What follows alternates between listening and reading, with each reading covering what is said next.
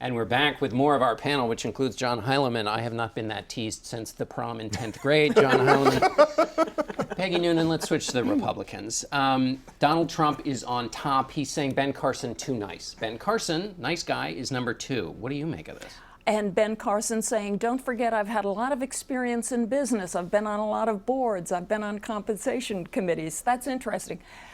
Look, that Trump came from nowhere and established himself so strongly is a huge story. That Carson has come up and is number 2 now is a huge story. The disappearance of Jeb, that's a huge story. There's a lot of bubbling going on there.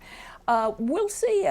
I suppose Trump will now be saying Ben Carson has low energy, and Ben Carson will be saying, you got to focus on this fella's character. I think we may see some sparks in the debate on Wednesday night, as all these fellows have to go after each other. The first debate was all Trump, boom. The second debate is everybody else going boom.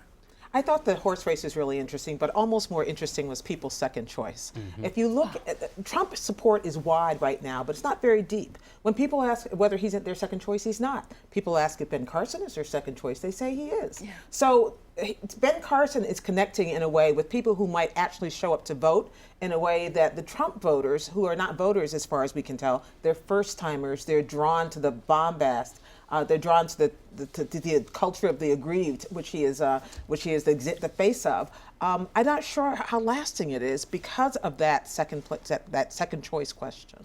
And Ben Carson, in our interview, Peter Baker, I mean, he just does not want to. He appeared to say something that might have been critical of Donald Trump this week, and then backed away from it, and today wasn't ready to either. He's literally the anti-Trump. I mean, you literally have a contest between nice and not nice, and not nice, by the way, is doing pretty well. American politics does reward that to some extent. It doesn't usually reward nice, and so it's interesting to see him at this position. Whether it lasts or not, I don't know. He has to kind of introduce himself in a way that people know Trump. They've known Trump for years, actually. He's such a well-established figure in American society and consciousness, and Ben Carson isn't. So this debate this week is a chance, I think, for him to take those numbers and really introduce himself in a real way to a lot of voters. But he's so deliberative. He's so calm and deliberative, Carson, that I wonder if he can negotiate himself into being a more fiery character. I don't like think we're going to see calm or deliberate on the stage from this debate this week. You saw this week Bobby Jindal, Jeb Bush, Ben Carson,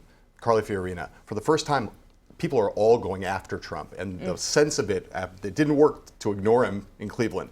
I don't think anybody's going to ignore him in Simi Valley. I think it's going to be kind of a bloodbath. But Donald Trump is not wrong when he says Rick Perry went after him, and now Rick Perry has left the race. He's correct. He's correct. It has not worked. It has not worked so far.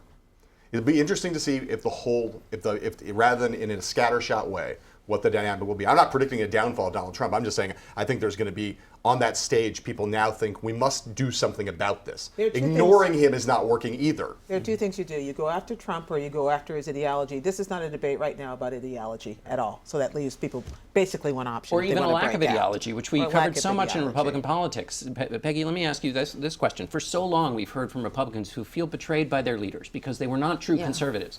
Now, as Anthony Salvato showed us, true conservative ain't that important. What's important is whatever Donald Trump has. I found that very interesting in Anthony's work. What they said that was most important to them was business experience. That tells you that, as they used to say in 1992, maybe it's the economy, stupid. Maybe they're thinking economic stuff. It's clear that Trump's supporters are ideologically all over the place. They are not necessarily conservative.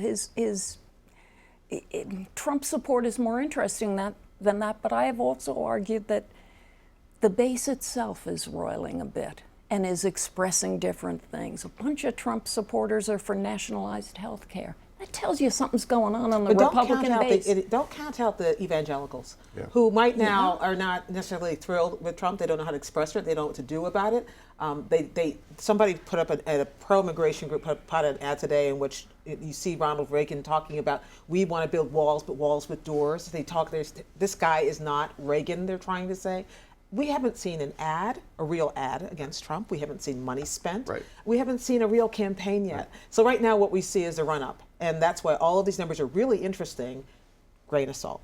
And in Iowa, watch those Christian conservatives who really do like Ben Carson better than they like Donald Trump, and that is an advantage Carson has in that state. Huge. Yeah, Peter, George W. Bush was one of them. Donald Trump is not one of them. Yeah, I think George W. Bush actually spoke the language in a way that people heard and understood. Donald Trump has been divorced. He used to be for abortion rights. I mean, he doesn't seem to be, it doesn't have that kind of background. Right now, it hasn't hurt him. And the question is whether somebody can make it hurt him, because they can really bring that home to people. And it's fascinating that people have adopted him despite that. All right, Peter Baker, last word. Thanks, all of you. We'll be back in a moment with a look at authenticity in politics. Stay with us.